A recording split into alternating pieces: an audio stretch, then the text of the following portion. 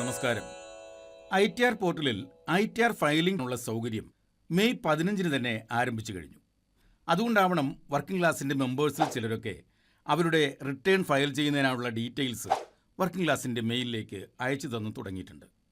അവരോടും മറ്റ് വ്യൂവേഴ്സിനോടും പറയാനുള്ളത് ഇതാണ്: നമുക്ക് ജൂലൈ 31 വരെ ITR ഫയൽ ചെയ്യുന്നതിനുള്ള സമയമുണ്ട്. പെട്ടെന്ന് കയറി ITR ഫയൽ ചെയ്താൽ മിക്കവാറും IT ഡിപ്പാർട്ട്മെൻറ്റിൽ നിന്നും നമുക്കൊരു നോട്ടീസ് വരാനുള്ള സാധ്യതയുണ്ട്. അപ്പോൾ പിന്നെ റിവൈസ്ഡ് റിട്ടേൺ നമ്മൾ ഫയൽ ചെയ്യേണ്ടിയും വരും.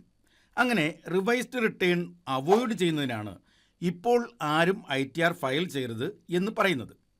ഇപ്പോൾ ഫയൽ ചെയ്യുന്നത് ഒട്ടും സുരക്ഷിതമല്ല എന്ന് പറയാൻ എന്താണ് കാരണം? അതാണ് ഈ വീഡിയോയിലൂടെ വർക്കിംഗ് ക്ലാസ് വിശദമാക്കുന്നത്. വർക്കിംഗ് ക്ലാസിൻ്റെ ഒരു പുതിയ വീഡിയോയിലേക്ക് ഏവർക്കും ഹൃദ്യമായ സ്വാഗതം.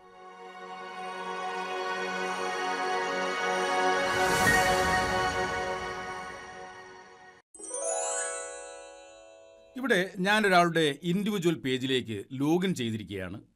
IT പോർട്ടലിൽ രജിസ്റ്റർ ചെയ്തിട്ടുള്ളവർക്ക് മാത്രമേ ലോഗിൻ ചെയ്യാൻ കഴിയുകയുള്ളൂ എന്ന് നമുക്കറിയാം. എങ്ങനെയാണ് ലോഗിൻ ചെയ്യുന്നതെന്നും അല്ലെങ്കിൽ എങ്ങനെയാണ് രജിസ്റ്റർ ചെയ്യുന്നതെന്നും ഒക്കെ വിശദമാക്കുന്ന വീഡിയോകൾ വർക്കിംഗ് ക്ലാസ് നേരത്തെ ചെയ്തിട്ടുള്ളതാണ്. അതിൽ ഒരു വീഡിയോയുടെ ലിങ്ക് താഴെ ഡിസ്ക്രിപ്ഷനിലും അതുപോലെ തന്നെ മുകളിലുള്ള ഐ ബട്ടണിലും നിങ്ങൾക്ക് കാണാം. അത് നോക്കി നിങ്ങൾക്ക് രജിസ്റ്റർ ചെയ്യാൻ കഴിയും. അങ്ങനെ ഒരാളുടെ യൂസർ നെയിമും പാസ്വേഡ് ഉപയോഗിച്ചാണ് ഇവിടെ നമ്മൾ ലോഗിൻ ചെയ്തിരിക്കുന്നത്. ഇവിടെ നോക്കുക, ഇവിടെ ഈ ഫയൽ എന്ന ഈ ടാബുണ്ട്. ഇതിൽ നിന്നും income tax return, file income tax return, ഇതിൽ ക്ലിക്ക് ചെയ്താണ് നമ്മൾ എന്ത് ചെയ്യുന്നത്? ഇൻകം ടാക്സ് റിട്ടേൺ ഫയൽ ചെയ്യുന്നത്. എങ്ങനെയാണ് ഇൻകം ടാക്സ് റിട്ടേൺ ഫയൽ ചെയ്യുന്നത് എന്നതിൻ്റെ വിശദമായ വീഡിയോകൾ നിരവധി എണ്ണം വർക്കിംഗ് ക്ലാസ് നേരത്തെ ചെയ്തിട്ടുണ്ട്. ഏറ്റവും ലേറ്റസ്റ്റായ അപ്ഡേഷൻസ് ഉൾപ്പെടുത്തിക്കൊണ്ടുള്ള ഒരു വീഡിയോ ഉടൻ തന്നെ വർക്കിംഗ് ക്ലാസ് പബ്ലിഷ് ചെയ്യുന്നതാണ്. അതുകൊണ്ട് തന്നെ അതിൻ്റെ നോട്ടിഫിക്കേഷൻ യഥാസമയം നിങ്ങൾക്ക് ലഭിക്കണമെങ്കിൽ നിങ്ങൾ ഈ ചാനൽ സബ്സ്ക്രൈബ് ചെയ്യുകയും തൊട്ടടുത്തുള്ള ആ നോട്ടിഫിക്കേഷൻ ബട്ടൺ, അതായത് ബെൽ ബട്ടൺ എനേബിൾ ചെയ്ത് വച്ചിരിക്കുകയും ചെയ്യേണ്ടതാണ്. അപ്പോൾ ആ വീഡിയോ ഉടൻ തന്നെ വർക്കിംഗ് ക്ലാസ് പോസ്റ്റ് ചെയ്യുന്നതാണ്. റിട്ടേൺ ഫയൽ ചെയ്യുന്നതിനുള്ള ഓപ്ഷൻ വന്നുവെങ്കിലും ഏറ്റവും പ്രധാനപ്പെട്ട 2 ഡോക്യുമെൻറ്റ്സ് നമുക്ക് ലഭിക്കേണ്ടതുണ്ട്. ആ 2 ഡോക്യുമെൻറ്റ്സ് ഏതൊക്കെയാണെന്ന് നമുക്കൊന്ന് പരിശോധിക്കാം. ആദ്യത്തേത് ഫോം 26AS ആണ്. View form 26AS. ഈ 26ASൽ നമ്മൾ ക്ലിക്ക് ചെയ്യുന്നു. ഇവിടെ എഗ്രി ബട്ടൺ ടിക്ക് ചെയ്ത ശേഷം പ്രൊസീഡ് കൊടുക്കുന്നു.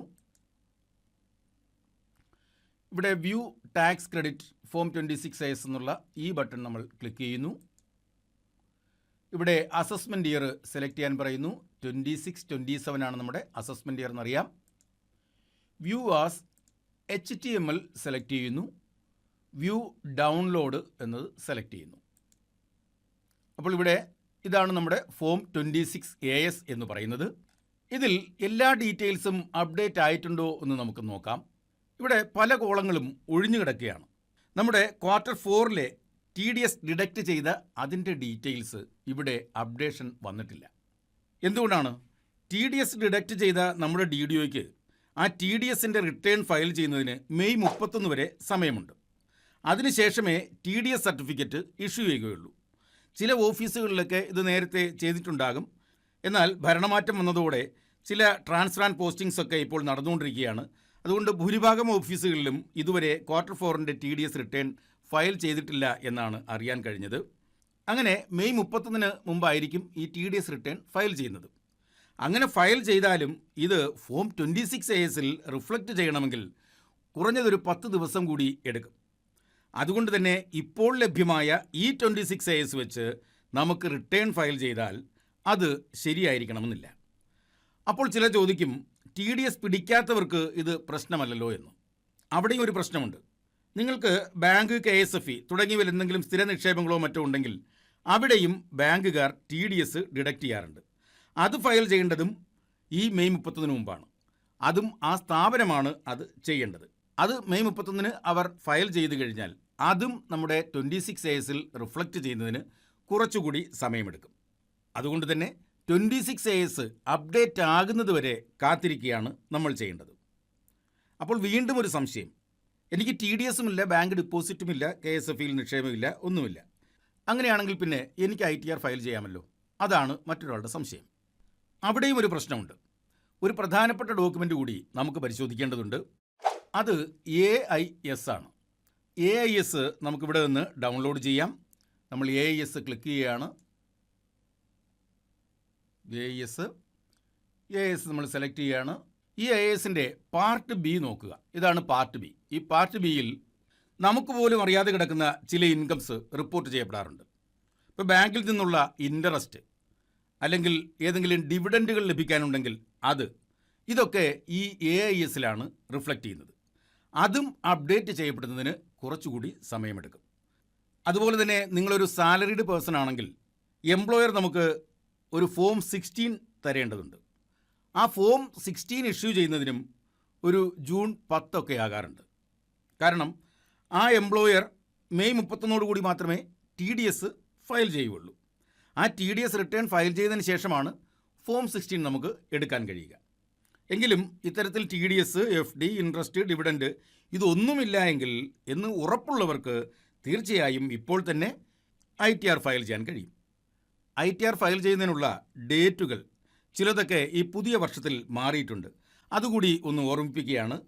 താങ്കളൊരു ബിസിനസ്മാനോ പ്രൊഫഷണലോ അല്ല എങ്കിൽ താങ്കളുടെ ITR ഫയൽ ചെയ്യുന്നതിനുള്ള ലാസ്റ്റ് ഡേറ്റ് ജൂലൈ 31. ബിസിനസ്മാനോ അല്ലെങ്കിൽ പ്രൊഫഷണലോ ആണ്, പക്ഷേ നിങ്ങൾക്ക് ഓഡിറ്റ് ആപ്ലിക്കബിൾ അല്ലെങ്കിൽ നിങ്ങൾക്ക് ഓഗസ്റ്റ് 31 വരെ സമയമുണ്ട്. ഇനി ഓഡിറ്റ് ആപ്ലിക്കബിൾ ആണെങ്കിൽ ഒക്ടോബർ 31 വരെയാണ് നിങ്ങൾക്കുള്ള സമയം. അപ്പോൾ എന്തുകൊണ്ടാണ് ജൂൺ പകുതിയാകുന്നതിന് മുൻപ് ആരും ITR ഫയൽ ചെയ്യാൻ മെനക്കെടണ്ട എന്ന് പറഞ്ഞതെന്ന് മനസ്സിലായല്ലോ. സ്വന്തമായി എങ്ങനെ ITR ഫയൽ ചെയ്യാം എന്നതിനെക്കുറിച്ച് വർക്കിംഗ് ക്ലാസ് ഏറ്റവും പുതിയ ഒരു വീഡിയോ ഉടൻ തന്നെ പബ്ലിഷ് ചെയ്യുന്നുണ്ട്. അത് വളരെ തുടക്കക്കാർക്ക് പോലും മനസ്സിലാകുന്ന രീതിയിലാണ് അത് ചെയ്യാൻ ഉദ്ദേശിക്കുന്നത്. രജിസ്ട്രേഷൻ മുതൽ ITR ഫയൽ ചെയ്ത് അവസാനിപ്പിക്കുന്നത് വരെ ആ വീഡിയോയിലുണ്ടാകും. ആ വീഡിയോയുടെ നോട്ടിഫിക്കേഷൻ നിങ്ങൾക്ക് യഥാസമയം കിട്ടുന്നതിന് വേണ്ടി ഞാൻ നേരത്തെ പറഞ്ഞ പോലെ തന്നെ ചാനലിനെ ഒന്ന് സബ്സ്ക്രൈബ് ചെയ്യുക. ആ നോട്ടിഫിക്കേഷൻ ബട്ടൺ കൂടി ഒന്ന് എനേബിൾ ആക്കിയേക്കുക. വീഡിയോ ഇഷ്ടമായെങ്കിൽ ഒന്ന് ലൈക്ക് ചെയ്യുക. മറ്റുള്ളവർക്ക് കൂടി ഈ വിവരങ്ങൾ ലഭിക്കട്ടെ ഒന്ന് ഷെയർ ചെയ്തേക്കുക. മറ്റൊരു വീഡിയോയുമായി കാണും വരെ താങ്ക് യു.